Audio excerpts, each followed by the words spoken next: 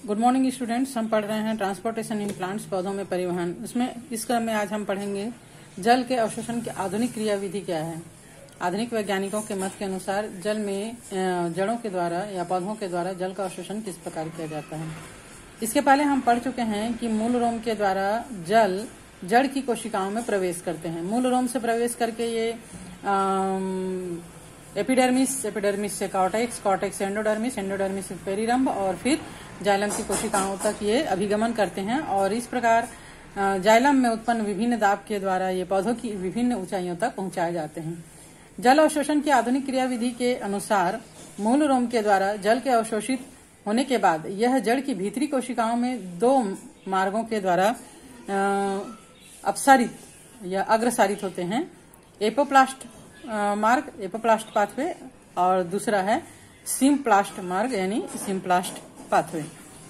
तो जैसे कि यहाँ पर आप डायग्राम में देख पा रहे हैं, एपोप्लास्टिक और सिम्प्लास्टिक पथ के द्वारा जड़ों में जल का प्रवाह को दिखाया गया है। पहला हम पढ़ते हैं एपोप्लास्ट मार्ग। एपोप्लास्ट पाथवे क्या होता है? पौधों के निकटवर्ती कोशिकाओं की कोशिका भित्ति, जो जड़ के अंतः त्वचा के कैस्पीरियन स्ट्रिप को छोड़कर जो सतत तंत्र होता है ना, इनको हम कहते हैं एपोप्लास्ट। इसमें जल की एपोप्लास्टिक गति मुख्यतः अंतरकोशिकीय अवकाशों के द्वारा, जैसे कि पौधों की कोशिकाएं यहाँ पर देख रहे हैं हम सटे हुए हैं, तो इनके बीच बीच में जो अंतरकोशिकीय अवकाश होता है, जल जो है इस मार्ग से ऊपर की ओर पहुंचता है, मतलब अवशोषित किया जाता है और विभिन्न मार्गों तक पहुंचाया जाता है। पौधों की कोशिका भित्ति जो कि सेल्यूलोज की बनी होती है, इसमें लगभग 50% अंश जल से भरा होता है। कोशिका भित्ति, कोशिका झिल्ली के बारे में, संरचना के बारे में हम पढ़े। वैसे देखा जाए तो प्रत्येक कोशिका जो है इसमें जल की मात्रा होती है और कोशिका भित्ति में 50% भाग जो है वो जल का होता है।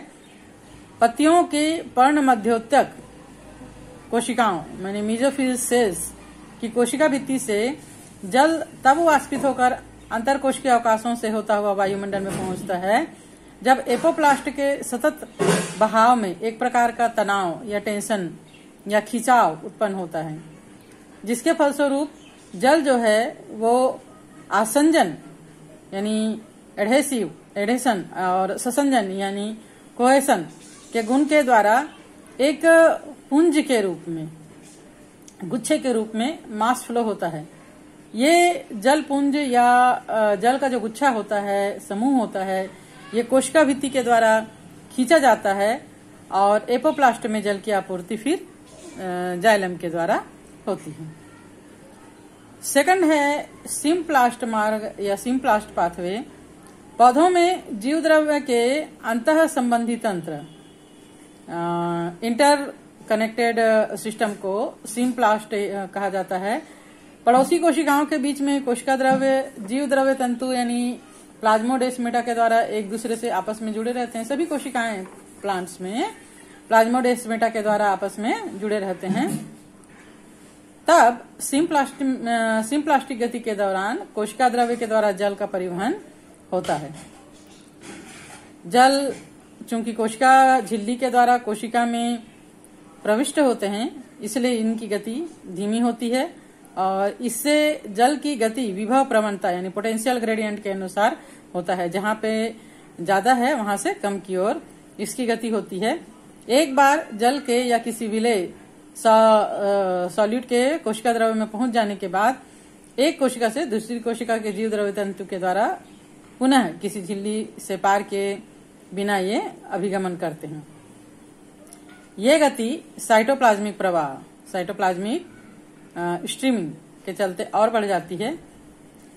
हमने पढ़ा है कि हाइड्रिला के पत्तियों की कोशिकाओं में क्लोरोप्लास्ट का साइटोप्लाज्मिक प्रवाह या घूर्णन होता है।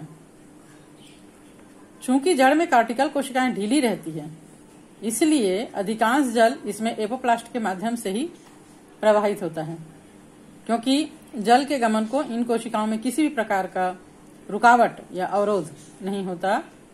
जब जल एंडोडर्मिस की कोशिकाओं यानी कि कॉर्टेक्स की भीतरी सीमा तक पहुंच जाता है, तब वहां पर कैस्पीरियन स्ट्रिप होता है जिसमें सुबेरिन का जमाव होता है। इसके चलते जल अंतः त्वचा की उन कोशिकाओं की अग्रसर होता है, बढ़ता है जिनमें सुबेरिन का जमाव नहीं होता है, जिसके फलस्वरूप अंतः त्वचा की मार्ग कोशिकाएं पैसेज सेल्स के सिम्प्लास्ट से होता हुआ जल जो है वो झिल्ली को पार कर लेता है और पेरिसाइकल से होते हुए जाइलम की कोशिकाओं तक पहुंच जाता है।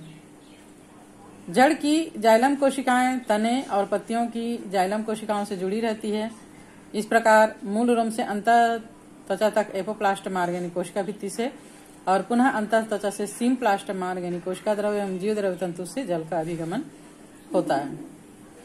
कुछ पौधों में जल अवशोषण के लिए अतिरिक्त संरचना भी पाई जाती है, जैसे कवक मूल या माइकोराइजा। इसके बारे में हम पहले पढ़ चुके हैं, है ना। माइकोराइजा एक सहजीवी संबंध सिम्बायोटिक एसोसिएशन है जो एक कवक यानी फंगस और पौधों के जड़ तंत्र के बीच स्थापित होता है।